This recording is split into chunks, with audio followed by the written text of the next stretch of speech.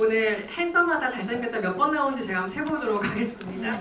오늘 오신 관객 여러분들께 인사 한 말씀씩 해주시고 저희 본격적으로 시작하도록 하겠습니다. 안녕하세요. 핸섬 가이즈에 나오지 않는 핸섬 가이즈 정우성입니다. 예, 안녕하세요. 핸섬 가이즈에 나오는 자칭 핸섬 가이 이성민입니다. 반갑습니다. 네, 안녕하세요. 해섬 가이즈를 연출한 해섬하지 않은 신인감독 남동혁입니다. 반갑습니다. 핸섬으로 통일된 어떤 어감들로 소개를 해주셨는데요. 일단 정우성 배우님 같은 경우는 이미 언론시사회에서 한번 성함이 되셨어요. 혹시 알고 계셨는지 궁금한데 남동혁 감독님이 그런 얘기를 언론시사회에 하셨던 걸로 제가 기억을 합니다. 이성민, 이희준 씨가 못생기진 않으셨지만 그렇다고 정우성도 현빈도 강동원도 아니다 라고 아주 단호한 언급을 해주셨기에 이미 핸섬 가이즈와 인연이 어느 정도 있으셨던 분으로서 오늘 소환이 되신 것이고요. 보기 전에는 어떤 영화 좀 상상하셨는지 궁금해요. 그리고 보신 이후에는 또 상상과 어떻게 다른 영화였는지도 궁금하고요. 상상할 수가 없었어요. 이제 핸섬 가이즈라는 이제 제목을 처음 들었을 때는 이제 저기 함께 이제 우리 저희 참모 총장님이 이제 핸섬 가이즈라는 얘기를 하니까 영화 좀 유쾌한 영화인가 보다 되게 그런 생각을 했었는데 시사회 하기 전에 이제 또 제작자분이 서울의 봄도 제작하신 같은 이제 제작사이기도 해서 자꾸 골 때린 영화가 나왔다라는 거예요. 그게 무슨 말이야? 이게 영화가 골 때린대요. 보면 안 돼. 다들 골 때리더라고요.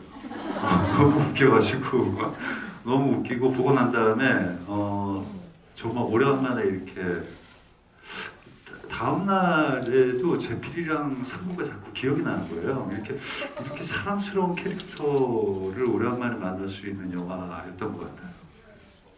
꿈에 나올까봐 좀 무섭기도 하고 하지만 꿈에 좀 나와줬으면 좋겠기도 하고 참 묘한 감흥을 주는 두 콤비를 이 영화를 통해서 확인을 한 것 같은데요.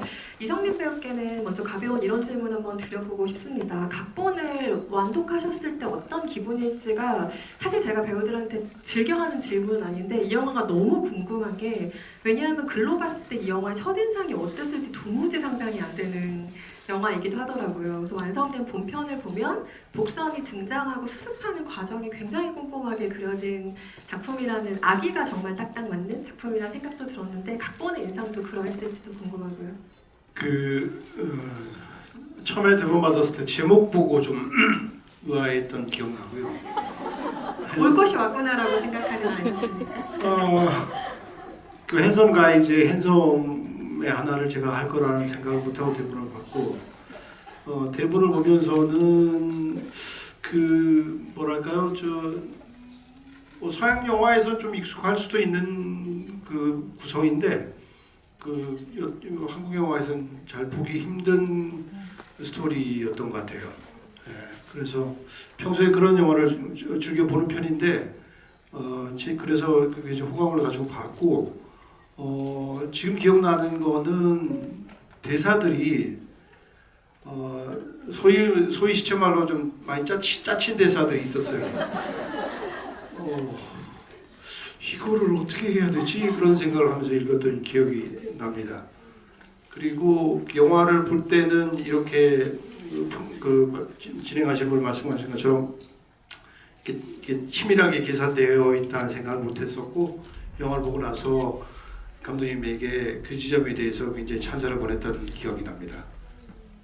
편집으로 조금 더 꼼꼼하게 만들 수 있는 부분이라는 게 있겠지만 기본적으로 영화의 골조는 각본이기 때문에 각본이 엉성했으면 사실 이렇게 치밀한 코미디가 나오지 못했을 거예요. 그래서 그 점에서 일단 굉장히 반가운 작품이었고 요즘 배우들이 프로모션 때문에 조금 어쩔 수 없이 예능 출연이나 이런 것들이 많아지는 시대라서 작품 바깥에서 웃음을 기대하는 경우들이 조금 많은 시대라는 생각도 드는데요. 작품으로 웃음을 승부하는 영화라서 일단 너무너무 반가운 생각이 들었고 호러의 그 결이 굉장히 많은 작품인데 한편으로는 좀 어렵사리 장만한 소시민의 집이 불탄다. 자기 손으로 그걸 불태운다라는 점에서 정말 진정한 호러가 아닌가라는 생각을 하기도 했고요. 남동엽 감독님이 평소 영화 취향이 궁금해지는 작품이기도 했어요. 이 영화를 보면서 저는 퀸틴 타란티노의 작품들도 생각이 났고 주성치 같은 위대한 코미디 감독들 배우들도 생각이 났고 제가 너무 좋아하는 영국의 배우 콤비인 사이먼 페그와 닉 프로스트 콤비의 영화들도 굉장히 많이 생각이 났거든요. 네, 일단 뭐 말씀하신 그런 영화들도 되게 좋아하는 영화들이고요. 또 뭐 여기 앞에 계신 여러분처럼 뭐 마블 영화나 뭐 놀란 감독님 영화들처럼 대부분 많은 사람들이 재밌어하는 영화들도 저도 같이 재밌게 보는 편인데 제가 이 영화를 만들고 나서 보니까 이게 제가 어릴 때 좋아했던 영화들이 좀 많이 알게 모르게 좀 투영이 됐던 것 같고 제가 뭐 좋아하는 영화 워낙 많은데 누군가 이제 저한테 이제 뭐 어떤 인생 영화가 뭐냐 하고 물어본다면 저는 뭐 늘상 되는 영화가 사실은 이제 백투더 퓨처 시리즈랑 그리고 뭐 팀버튼 감독의 가히 손 같은 영화들 어릴 때 진짜 많이 돌려봤던 것 같아요.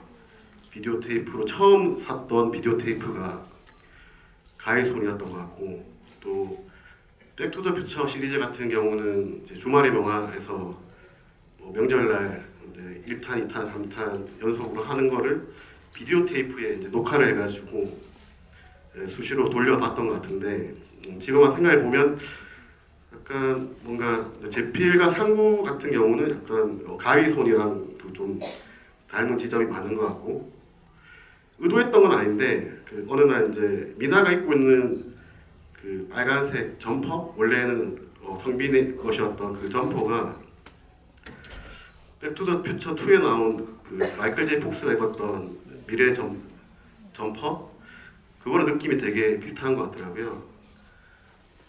괜히 반가운 느낌이 들었는데 어쨌든 의상팀에서 제시해줬던 여러 의상들 중에 제가 그거를 선택한 이유가 뭐 거기서 나온 건가? 그런 생각이 좀 들기도 했던 것 같습니다. 그러면 그 미나 해성가이즈의 미래의 뭐 어떤 예시인가요? 재밌는 상상이네요. 그렇게도 읽어보면 그런 거 잘 없는데. 각자의 상상 영역에 맡기는 뭐, 것은 그런 상상을 좀 해봤어요. 이게 뭐 이런 이야기 해도 될지 모르겠는데 정말로 뭐 오늘처럼 해성가이즈를 많은 분들이 봐주셔서 뭐 혹시나 2탄이 만들어진다면 제필 상구가 미래나 과거로 갈 수도 있지 않을까. 또 다른 어떤 과거의 악마, 미래의 악마를 미래로 가면은 제가 우성 씨가 되나요? 제가 미래로 가면은 우성 씨로 변신했나요? 과학의 힘으로?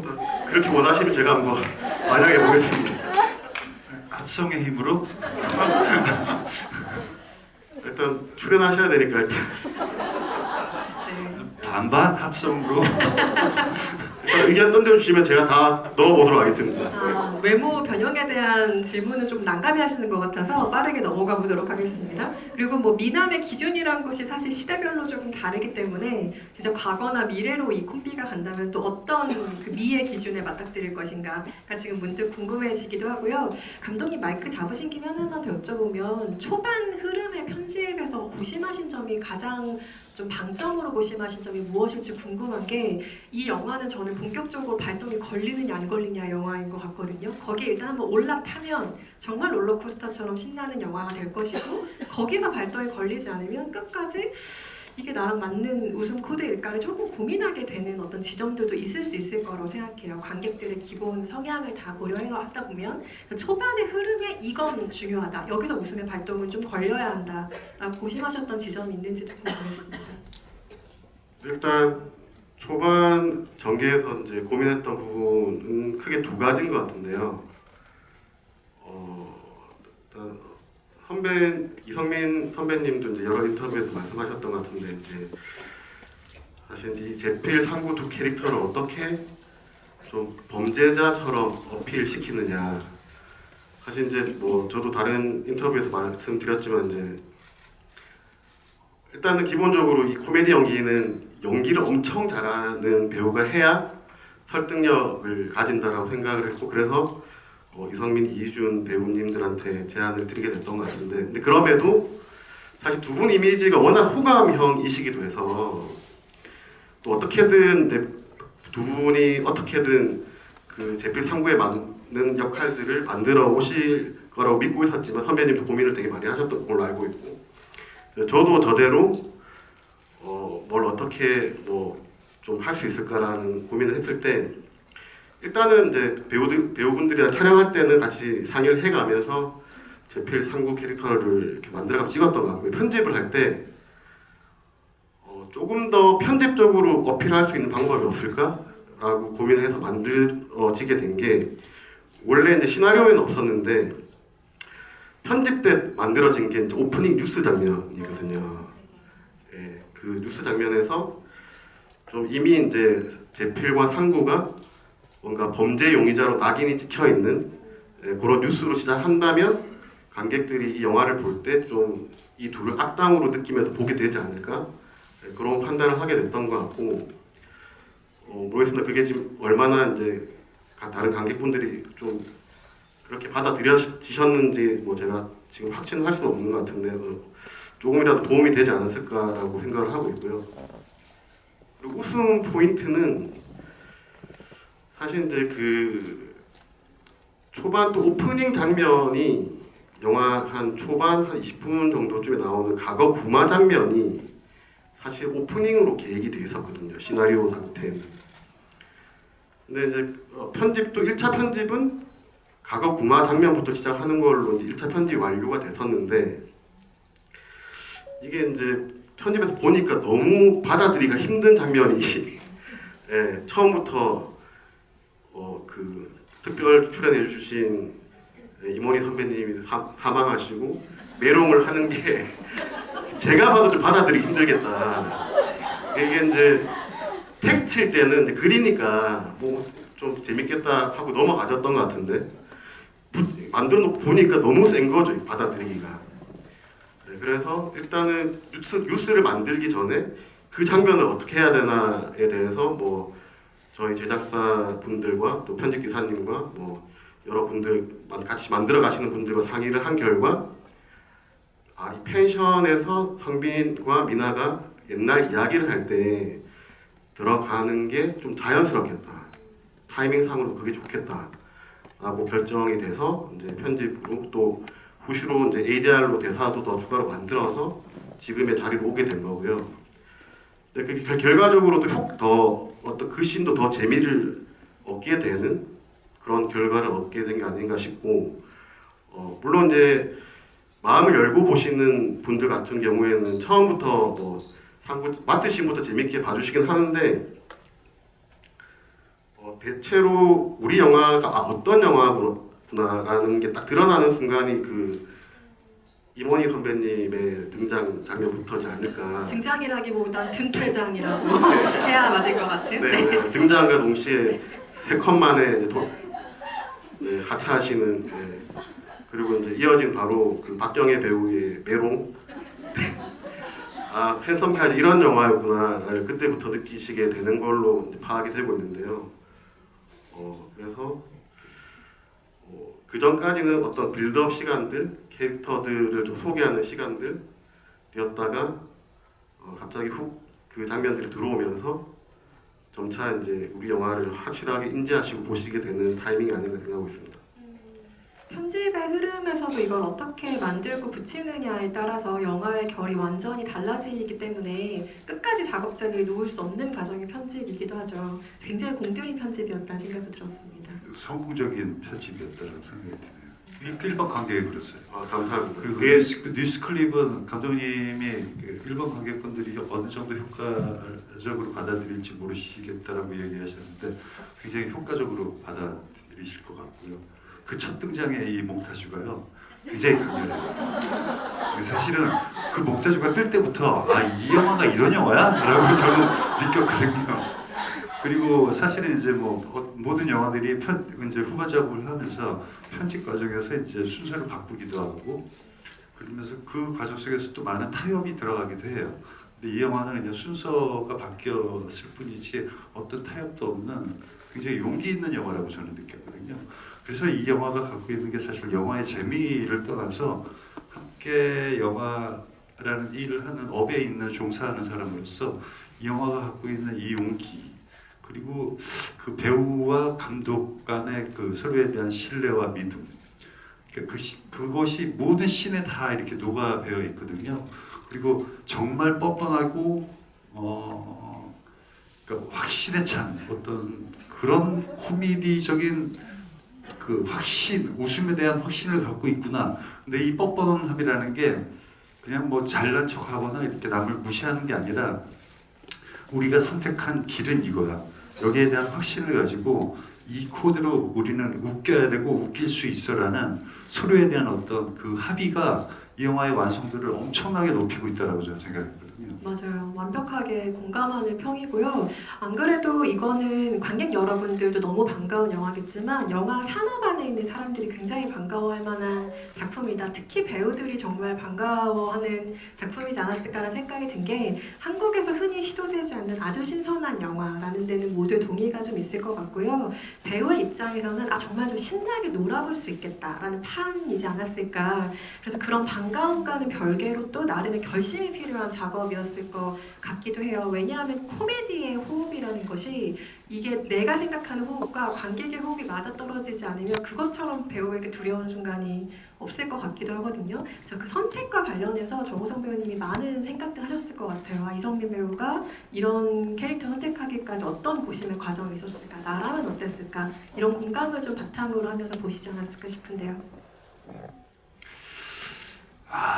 그 이제 뭐 그 하얀 배를 새까만 얼굴과 다른 하얀 배를 드러낼 때부터 이제 모든 걸 다 던지시지 않았을까라는 생각이 들고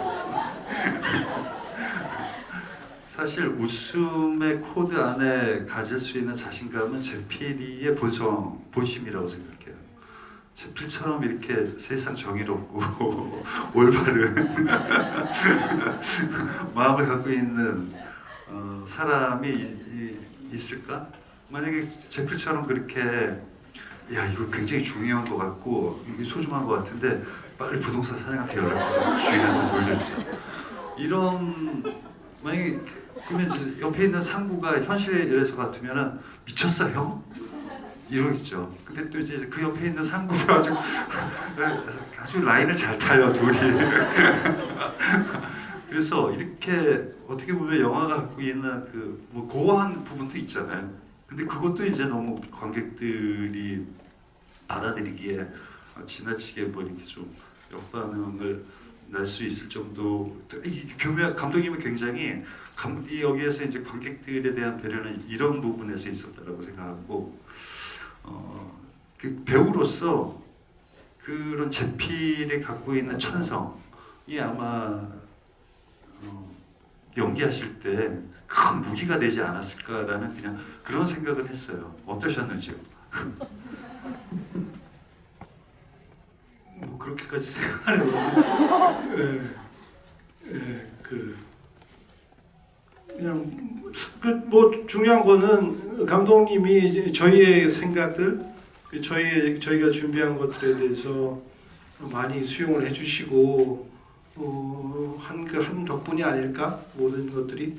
그래서 저희가 여러 방면으로 상상의 나래를 많이 펼칠 수 있는 그런 기회가 돼서 그 제필 연기하기가 훨씬 수월했지. 뭐 캐릭터가 그래서 그랬던 건 아닌 것 같고 오히려 캐릭터가 그래서 연기하기 좀 까다로웠던 기억은 나요. 그 초반 이야기했지만은 초반에 제가 막 인상을 많이 쓰는 이유는 이 나를 바라보는 극 중에 상대방도 나를 불쾌하게 바라봐야 되고 영화를 보신 분도 나를 저 새끼가 뭐야 하는 거 바라봐야 되는 나는 부담이 있어서 억지로 이제 인상을 많이 썼던 기억이 나고 또 아까 그 금총알도 은총알도 그 그 표정에서 그 말을 해야겠다는 것 때문에 그 약간 몰라 지금 보면은 굉장히 좀 마음에 드는데 그때는 약간 예민했고 좀 까다로웠던 것 같아요. 예.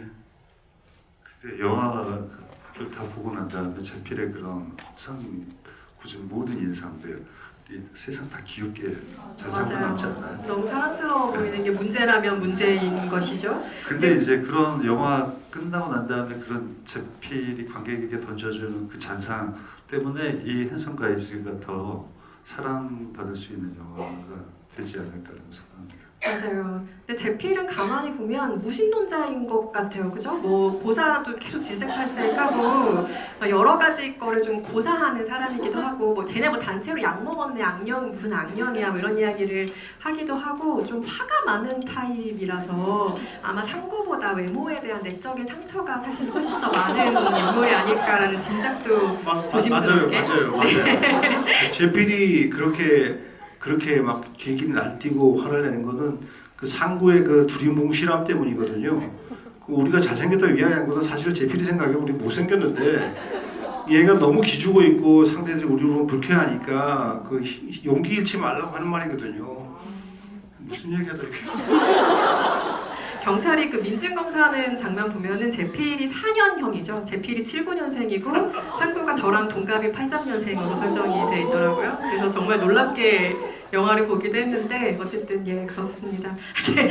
제필이가 몇 년생이었다고요? 79년생이었습니다. 정말 놀라운 사실이죠. 네, 제가 이 영화를 보면서 딱 한 번 정색한 순간이 있었는데 그 주민등록증이 화면 가득 잡힐 때 살짝 정색을 하게 됐습니다.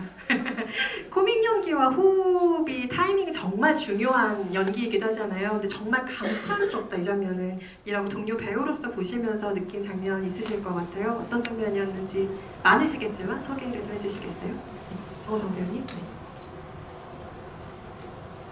그 사실 이제 저는 어떤 특정 장면보다는 이렇게 전체적인 어떤 호흡이 다 나의 그 감정을 영화에서 벗어나지 않게끔 완성짓는 건 이제 전체적인 호흡이라고 생각합니다. 특히 코미디는 잠깐 한씩 웃기고 전체적으로 이렇게 계속해서 영화 안에 머물러 있지 못하면은 그건 꼭 튼 거잖아요. 잠깐 그런 하모니들 그리고 사실 그 리액션들 같은 것들이 그러니까 액션보다는 리액션이 또 코미디를 완성하는데 굉장히 중요한 요소라고 생각하는데 그런 하나하나의 영화의 시작부터 끝까지 저는 솔직히 이제 이 몽타주 처음에 등장하는 몽타주부터 너무 마음에 들어하는 영화라서 그 처음부터 끝까지의 어떤 그 제필 연기한 이성민 배우의 그런 그 전체적인 완성도는 정말 대단하다라고 생각이 들었어요. 물론 여기에는 안 계시는 이제 그 상구와의 하모니도. 네. 그러니까 아까 제가 말씀드린 게 정말 오래간만에 영화 보고 다음 날 그 유쾌한 두 친구가 생각이 나더라고요. 다음 날 오전에. 그러면서 혼자 웃었어요. 한국 영화에서 뭐 태양은 없다 이후에 최고의 콤비가 지금 나오고 있습니다. 그거는 진짜 잘생긴 애. 여기는 그냥 저희 제필 상구 가지고 여기는 태양은 마음이 없다 포스터에 패러디 한번 해주세요. 태양은 없다에 한번 붙여주세요. 네, 질 수 없습니다. 태양은 없다 한번 대적을 해보시죠. 근데 이거는 정우성 배우에게 그냥 장난반으로 드리는 질문이긴 한데 여기서 모두가 웃을 수 없을 때 혼자만 웃으셨을 것 같은 대사가 있어요. 너희 둘 더럽게 못생겼어 라는 대사가 있는데 정우성 배우로서는 평생 들을 일이 없기 때문에 그 말을 듣고 마구 아니라고 소리 지르는 그 두 배우, 두 캐릭터의 모습을 어떻게 보셨을지 특히 그 장면에 대한 감상을 조금 장난스럽게 여쭤봅니다.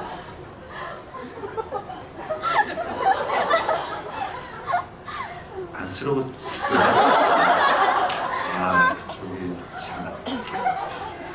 그러니까 인간이라는 게 본인의 어떤 그 자존감을 지키기 위한 그런 항변도 여러 가지의 모습이 있는데 저런 모습도 있을 수 있구나. 그래서 좀 감명 깊게 봤습니다. 배우들에게 왜 촬영하면서 가장 힘들었던 순간, 뭐 어려웠던 순간을 많이 물어보잖아요. 근데 저는 반대로 항상 가장 행복했던 순간을 여쭤보고 싶거든요. 영화를 다른 사람에게 행복을 전달하기 위해서 만든 사람들이 불행하면서 영화를 찍는 장면을 상상하고 싶지가 않아서 그런 것 같아요. 이성 선배님이 영화를 찍으면서 가장 만족스러운 기분으로 촬영을 마치신 장면이 무엇이었는지 궁금해요. 몰라요.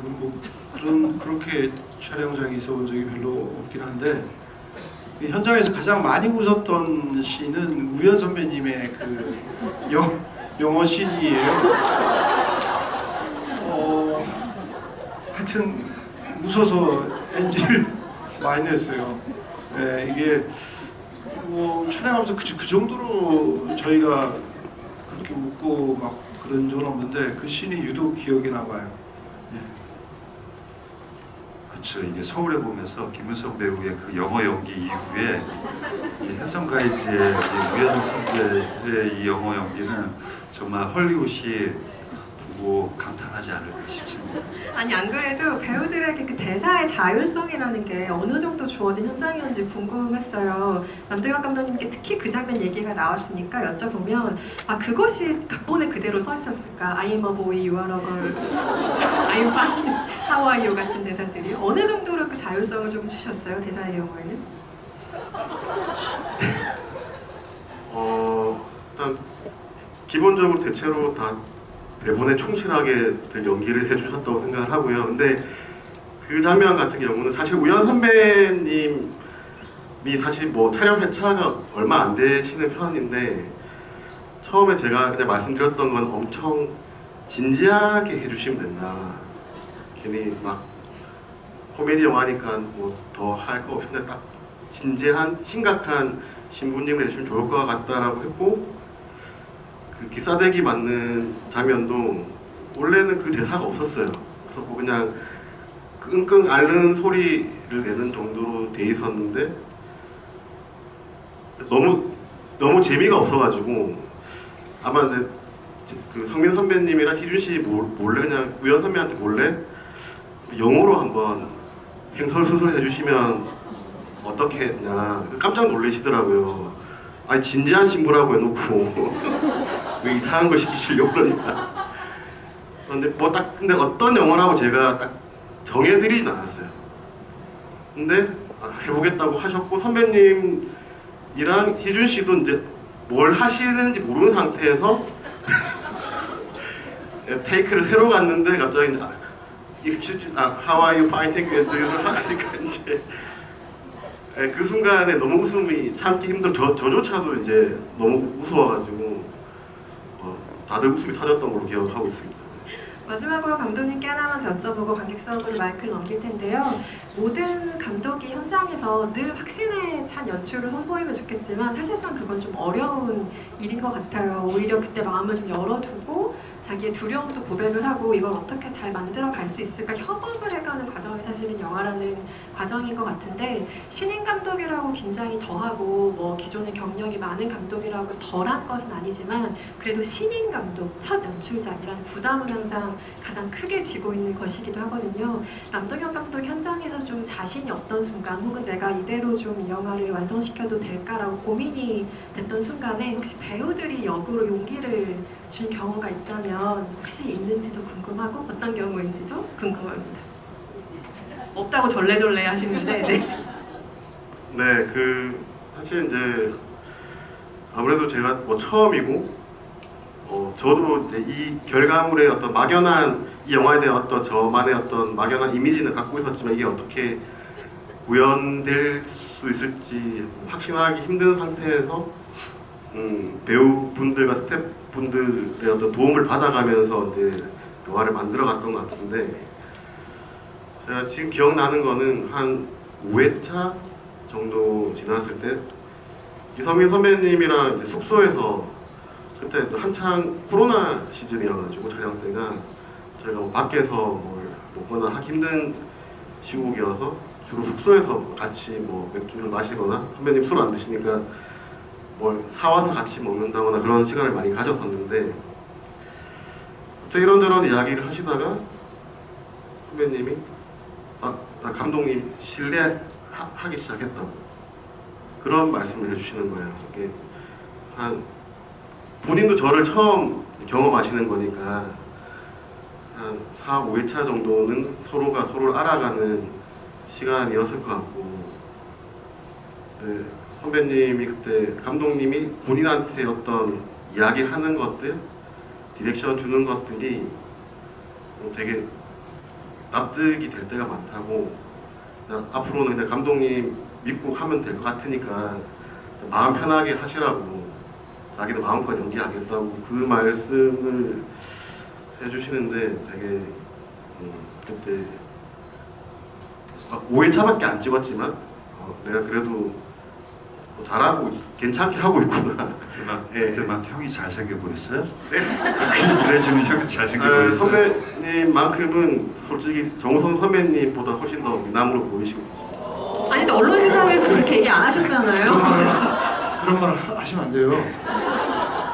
언론 시사 때는 좀 객관적인 기준에서 말씀드렸다. 오늘은 주관적인 기준으로 좀 제 기준에서는 판단을, 이성민 선배님 훨씬 더 핸섬하십니다. 네. 캐스팅 해야 되잖아요.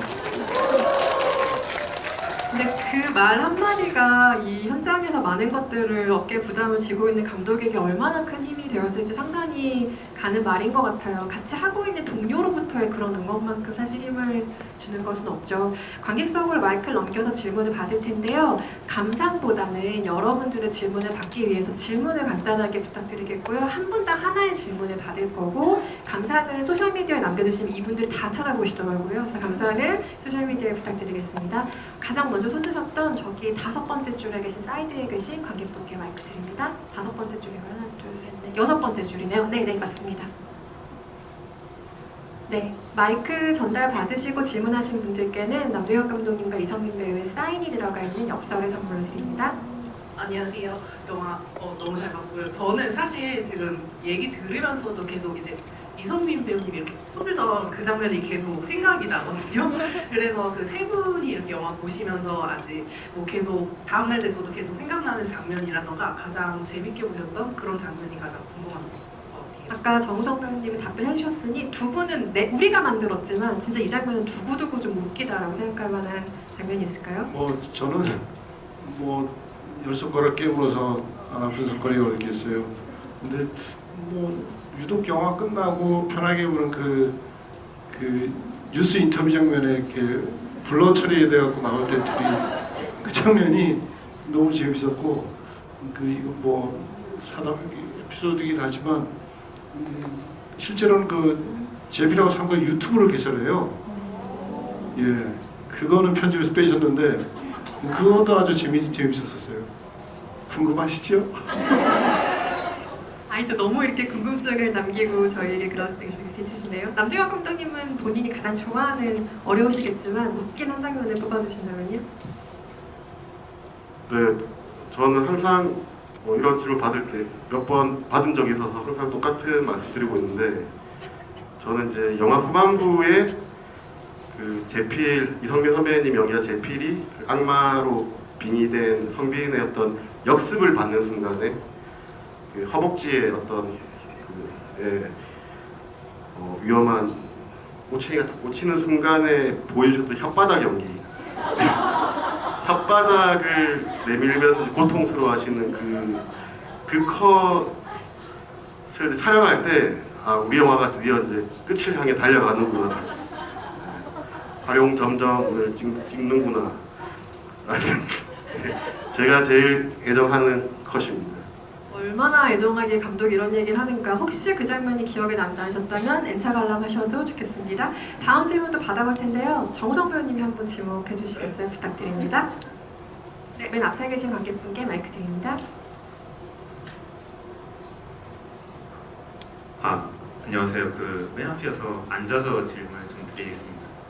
감독님께 질문을 드리고 싶은데, 제가 원작을 봤을 때는 터커가 벌에서 쫓길 때는 좀 코믹하진 않고 호러 느낌의 장면이었었는데, 이 작품에서는 이성민 배우님이 연기하신 제필이 벌에 쫓길 때는 이성민 배우님의 옹알이 연기와 자막 캐리가 너무 웃겨가지고 저는 그 장면이 제일 재밌게 봤는데, 이렇게 혹시 원작이 있는 영화는 스토리를 좀 따라가면서 원작과는 좀 다르게 차별성을 두는 거 경향이 있는데 혹시 감독님께서 원작과는 다른 차별성을 두기 위해서 준비하신 요소나 혹은 장면이 있는지 궁금합니다.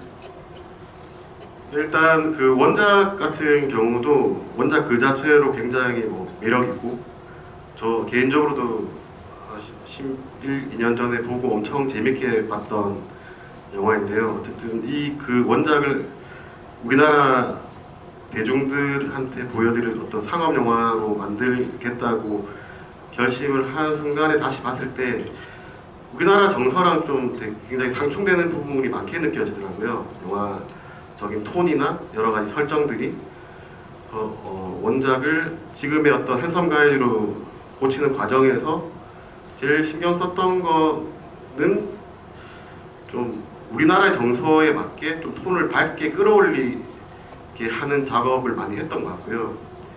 또 조금 더 상업적으로 조금 더 오락적인 요소가 더 가미될 수 있는 건 없을까라고 고민하던 중에 그 숲속 산장이라는 공간 자체가 뭔가 뭐 미국 영화에서 호러 슬래셔의 어떤 살인 사건이 일어나는 공간으로도 많이 활용이 되기도 하지만 악령이 깃들어 있는 그런 공간으로도 활용이 되는 부분들을 좀 착안해서 이 제필과 상구가 산 집에 악령까지 봉인됐던 악령까지 풀려 나오면 훨씬 더 재밌어지겠다, 그런 구상을 하게 됐던 것 같습니다. 리메이크 작품들이 안전한 현지화를 모색하다가 좀 독자적인 매력을 구축하는 데는 조금 실패한 인상을 주는 아쉬운 작품들도 있는데요. 저는 이 영화 독자적인 매력 확실히 챙긴 작품이라는 점에서 너무 반가웠고, 방금 말씀하신 지점을 비롯해서 뭐 미나는 사실은 할리우드 호러 영화의 파이널 걸이라고 우리가 부르는 캐릭터죠. 뭐 지옥으로 꺼져 이런 대사는 호러 팬들에게도 가장 익숙한 대사 중에 하나이기도 하고, 무덤에서 갑자기 염소 발이 이렇게 튀어나온다던가 이런 식의 장르적인 핵심적인 코드들을 또 많이 심어둔 영화이기도 해서 만약에 다시 보신다면 그런 장르적인 장치들 하나씩 발견하시는 재미 또한 충분한 영화일 거라는 생각 듭니다. 다음 질문도 받아보겠습니다. 이성민 배우님이 한번 지목해 주실까요? 예, 이거 뒤에 분 할게요. 제일 뒤에 손 드신 분 이쪽 열에. 이쪽 사이드에 저기 뒤에, 지금 네, 맨 뒤에. 정우성 씨에게도 질문해도 되나요? 그럼요. 네. 네, 마이크를 멀리서 전달을 받았는데요. 우선 앞에 분께서 감독님께서 해주신 질문을 좀 비슷하게 저는 이성민 배우께 드리고 싶은데, 그 원작이 있는 경우 이렇게 참고할 수 있는 인물이 있는 것 같아요. 연기자 입장에서는 이제 참고할 만한 인물이 있을 때 새로운 인물을 연기하실 때만큼 또 어떤 차이점이 있는지 혹은 어려움이 있는지 궁금합니다. 저는 이 영화의 원작을 보지 못했고요. 이 제필의 캐릭터는 제가 봤던 다큐멘터리의 멧돼지 사냥꾼 멧돼지 사냥꾼이 계신데 그분을 제가 캡처해서 감독님한테 보내드리지 않았나요? 네, 그분을 좀 모티브로 했었고, 그 원작에 있는 캐릭터들은 저는 원작을 잘 보지 않은 편인데 뭐 실제로 실존했던 인물들을 연기할 때는 그분들의 말투나 그분들의 외모를 많이 좀 참고하고, 제가 연기할 때 실존했던 인물들이 저를 통해서 조금 발현될 수 있게 좀 노력을 하는 편인 것 같습니다. 멧돼지 하니까 저 갑자기 생각났는데 정우성 배우님도 멧돼지 연기하신 적이 있잖아요. 강남이라는 영화에 카메오로 등장했을 때, 그러니까 사람이 된 멧돼지였죠. 그 영화를 비롯해서 사실 최근에 카메오 역으로 많이 저희가 만났던 것 같아요. 거미집의 신감독도 그랬고, 달짝지근에서 김희선 배우가 연기한 나쁜 남편, 나쁜 전 남편을 연기하시기도 했고, 나뿐이었죠, 딱. 그렇죠. 뱀에 칵 물려서. 네. 모든 배우가 이미 이 영화에서 너무 근사하게 제 몫을 해서 특정하시기 조금 쉽지 않으시겠지만, 그래도 상상으로라도 내가 이 영화의 카메오 역할 받았으면 이 역할은 정말 잘 해낼 수 있을 것 같다 라고 생각하시는 역할이 카메오 제안을 받았으면요. 혹은 뭐 주연이라도. 네. 주연이요? 네, 모든 역할을 통틀어서. 봉구요? 부동산 주인 괜찮아요. 까메오로 제안받았다 그러면 그 박지환 배우가 했던 소장? 네. 주소 소장이요? 소장. 네. 지금껏 없었던 잘생긴 좀비. 네. 너무 마음이 아파서 어떻게 보죠? 그 캐릭터를. 아무튼 네, 자신 있으시다고 하니 또 색다른 모습을 보여주신 것을 기대해 그냥 봅니다. 자신보다는 재밌을 것 같은 느낌. 네. 그렇게 마음이 동하는 게 사실 시작이죠. 네. 아까 제 질문하신 분에 답변을 까먹었는데 네.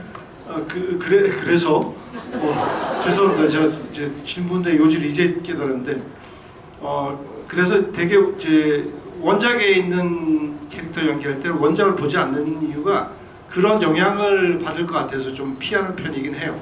예, 이 영화도 뭐 구해서 보려면 볼 수 있었을 텐데 굳이 그렇게 안 했던 게 그것이 저한테 영향을 줄 것 같아서 차라리 안 봤던 것 같아요. 네, 질문과 답변 모두 감사합니다. 다음 질문은 남동현 감독님께서 한번 질문 부탁드리겠습니다. 파란 셔츠 안경 쓰신 분. 세 번째 줄이요? 어디죠? 이쪽인가요? 네, 감사합니다. 아까 편집에 대해서 말씀하셨는데 저는 반대로 시간 관계상 이제 덜어낼 수밖에 없었던 장면이 좀 궁금해지는데요. 예를 들어 감독님께서 마지막까지 고심하셨던 장면이나 아니면 이성훈 배우님께서는 이렇게까지 연기했는데 이거를 안 넣어주셨네 했던 그런 장면이 있으실지 그런 비하인드 씬에 대해서 좀 여쭤보고 싶습니다.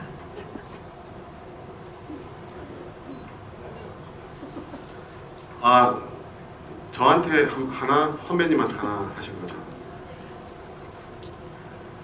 근데 사실 그 아까 말씀드렸던 구마신의 어떤 위치를 조정하면서 오프닝에 빠지게 됐고 오프닝에 이제 뉴스로 대체를 한 게 가장 저희 편집에서 큰 공사라면 공사였고요. 그 외에는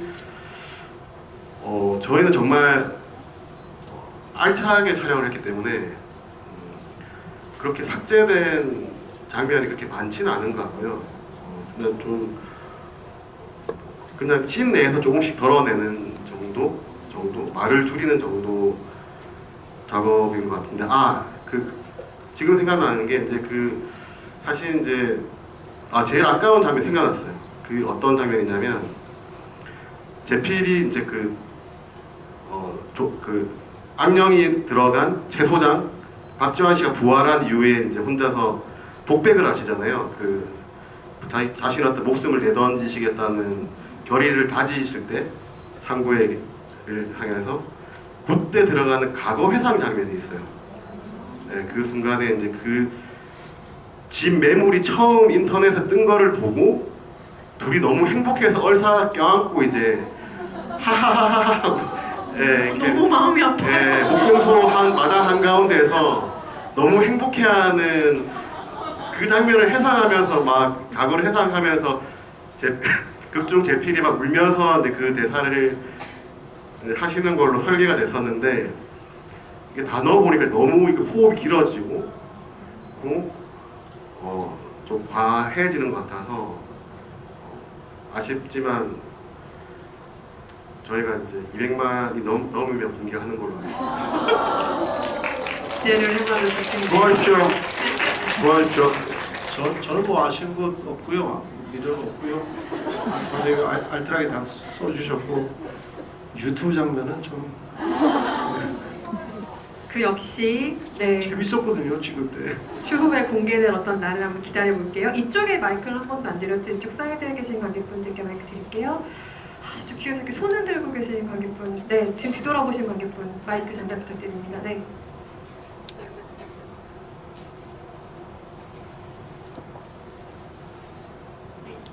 저는 저도 원작을 보지는 못해서 이게 원작에 나온 걸 수도 있지만 굳이 악령이 깃든 것들 중에서 염소를 고르신 이유가 있는지 궁금합니다.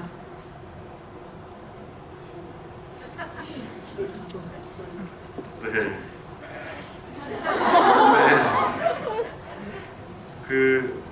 일단은 염소라는 동물 자체가 일종의 오컬트 영화, 호러 영화에서 약간 클리셰처럼 자주 등장하는 동물이기도 한데요.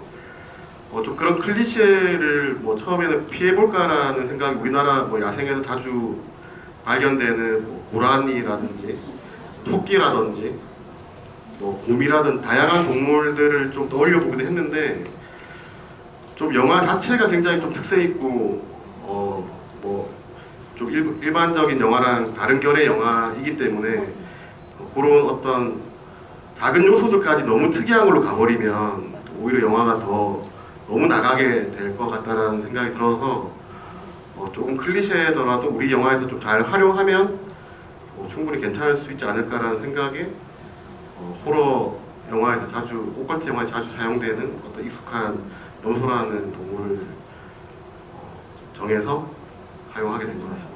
맞아요. 컬트 영화에서 많이 등장하는 동물이긴 한데 속된 말로 이 영화가 가장 알차게 써먹은 것 같다는 생각이 들기도 합니다. 네, 다음 질문 또 받아볼게요. 이쪽 중앙열에 네 저쪽에 이렇게 손 이렇게 흔들고 계신 중앙열 쪽에 네 검은 옷 입으신 거 예쁜데. 안녕하세요. 제가 이 영화 너무 재밌게 봐서 5차 찍고 있거든요. 네, 1차 때부터 빵 터져서 지금까지 오열하는 장면이 그 박지한 배우님 좀비 스텝 밟는 거 그건데 그게 어디서 배우신 건지 아니면 본인이 알아서 그렇게 하신 건지 그게 너무 궁금해요.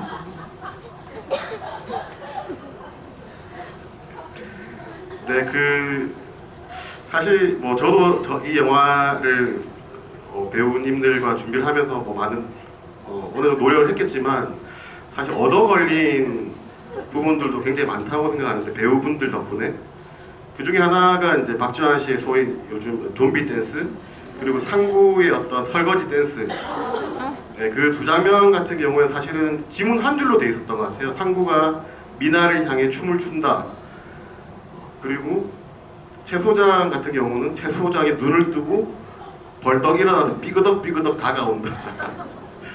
로 돼 있었던 것 같고 사실 어떤 그 장면을 위한 특별한 동작을 준비시키지도 않았던 것 같고 배우분들이 배우분들한테 삘에 맡기려고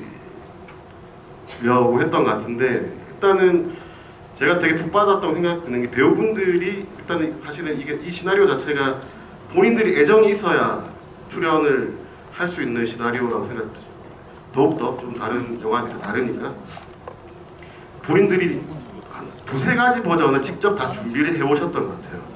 박지환 씨 같은 경우도 그 좀비가 일어나는 형태를 한 세네 가지를 준비해와서 저한테 보여주면 감독이 어떤 게 제일 낫겠냐 굉장히 순한 맛부터 지금 보시는 게 중간 맛이라면 더 심한 버전까지도 뭔가 네 발로 발부터 일어나는 장면도 있고요.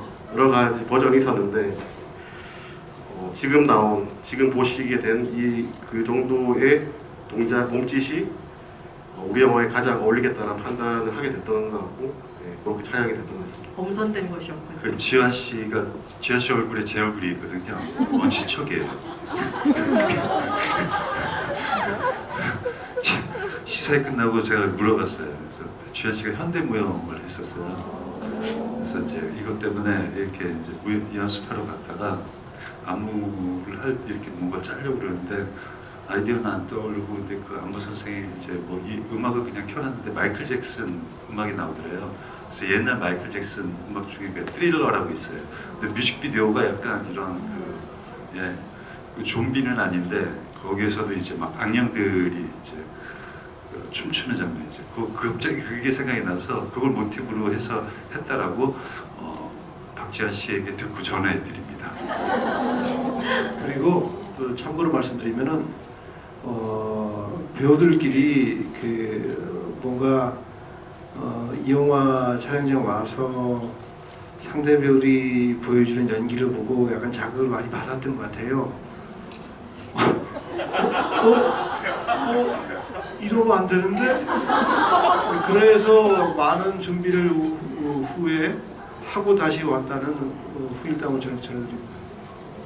모든 배우들이 그렇긴 한데 사실 근데 이희준 배우 같은 경우는 저는 몸을 진짜 잘 쓰시는 분인 것 같다는 생각을 하는 게 이 영화에서도 너무너무 잘 쓰시지만 무대에서 연극하시는 걸 보면 거의 날아다니는 분이세요. 그래서 지금도 요즘 한창 연극이 동시에 진행되고 있어서 아쉽게 자리를 갖지 못하시는 경우가 있는데 연극을 지금 하시는 작품에도 많은 응원을 부탁드리겠고요. 만약에 정우성 배우님이 이후에 출연을 하게 된다 혹은 본인이 연출을 하게 된다라고 하면 어떤 코미디의 톤 앤 매너를 선호하시는지도 한번 여쭤보고 싶어요. 여러 종류가 있잖아요. 뭐 스크루블 코미디도 있고 뭐 이런 것처럼 호러가 섞인 코미디도 있고 뭐 블랙 코미디도 있고 여러 가지가 있으니까요.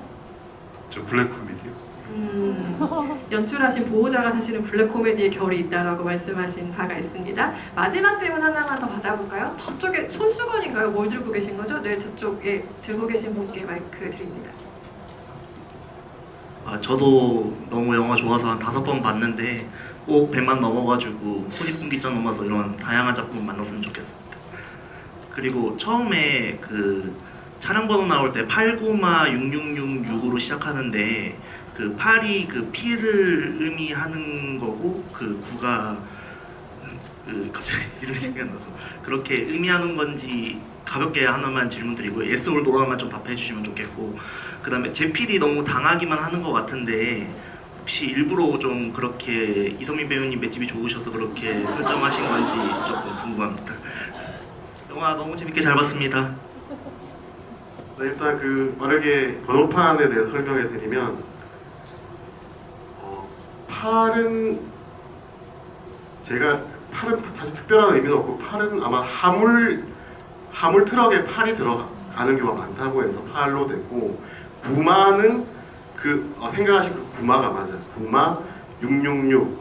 사실은 이제 666은 어떤 소위 악마의 어떤 상징 같은 번호고 이제 그 악마를 구마하는 어떤 그런 사람들이 탄 트럭인데, 사실은 그냥 얼핏 봤을 때는 666이 메인에 부각돼서 보이기 때문에 왠지 그냥 악마들이 타고 있는 듯한 느낌이지만 사실은 그 악마를 구마를 하게 되는 존재들이라는 의미가 숨어 있었던 건 사실입니다. 그리고 이성민 배우님 맷집이 특별히 좋으셔서 자꾸 당하는 것이냐라는 질문을 해주셨죠?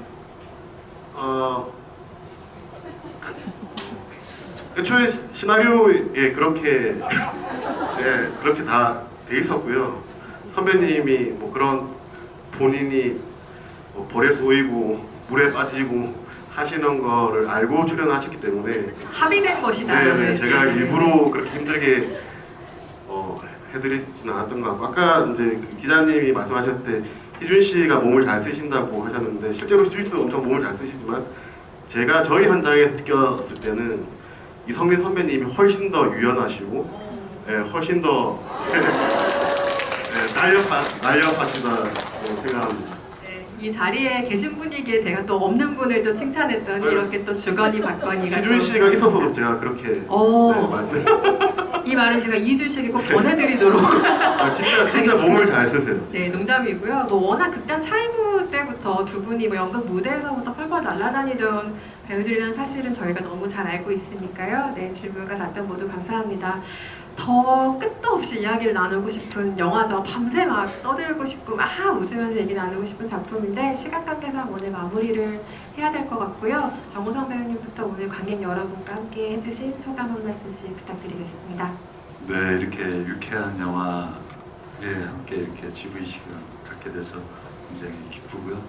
이렇게 함께 극장을 찾아주신 그리고 해성가이즈를 사랑해주신 관객 여러분 반갑고 감사합니다. 네, 아까 7번, 5번 보신다고 말씀하셨는데 너무 감사합니다.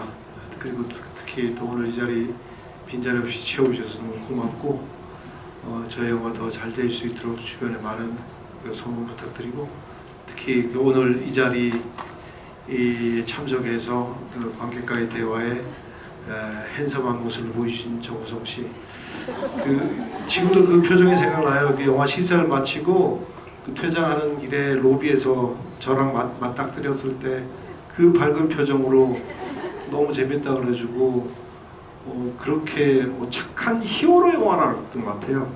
그 찬사를 잊지를 못하고 있습니다. 오늘 참석해 주셔서 빛내주셔서 너무 감사드립니다. 여러분 안전하게 돌아가세요. 감사합니다.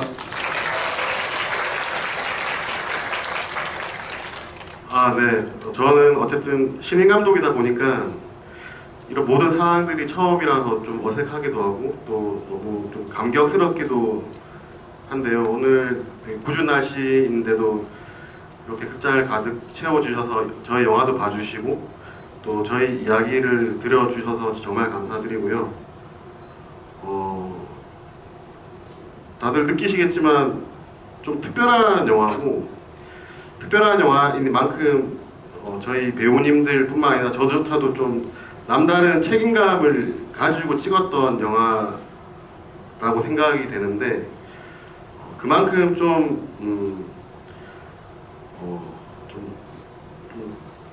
어느 정도의 성과는 거뒀으면 좋겠다. 뭐 제 인생도 걸려 있지만 네, 앞으로 이제 제2의 해성가이즈 다른 또 여러 가지 색다른 영화들이 나오기 위해서라도 해성가이즈는 사실 좀 모험적인 영화일 수도 있고 좀 한국 영화에서 만나기 힘든 영화일 수도 있다고 생각이 드는데 그만큼 저희들도 이 영화가 좀 최대한 재밌게 잘 여러분들한테 소개시켜 보여드리려고 정말 좀 남다르게 같이 상의도 많이 하고 또 어떤 적절한 좀 선을 기준을 좀 잘 찾아가면서 많이 노력하면서 찍었던 영화니까 앞으로 많은 응원 부탁드리고요.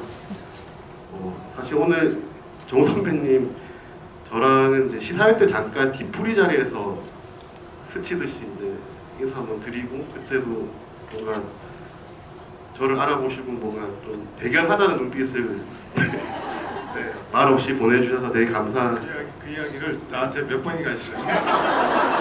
네, 오늘 제대로 뵙는 건 두 번째인데 여러분들과 마찬가지로 저도 너무 이런 자리를 가지게 돼서 너무 설레고 또 너무 감사드린다고 전하고 싶습니다. 한국 영화 정말 점점 좋고 훌륭한 작품들 많이 나오고 있잖아요. 한국 영화 좋은 다양성은 사실 이런 모험적인 시도로부터 시작이 됩니다. 그래서 관객 여러분 이런 새로운 시도가 등장했을 때 열띤 성원으로 응답해주시면 가뜩이나 몸이 부서져라 한잔을 지나는 한국 영화 모든 만드는 사람들은 더 열심히 영화를 만들 겁니다. 오늘 함께 해주셔서 너무 감사드리고요. 세 분의 핸섬 가이즈에게 큰 박수 부탁드리겠습니다. 감사합니다.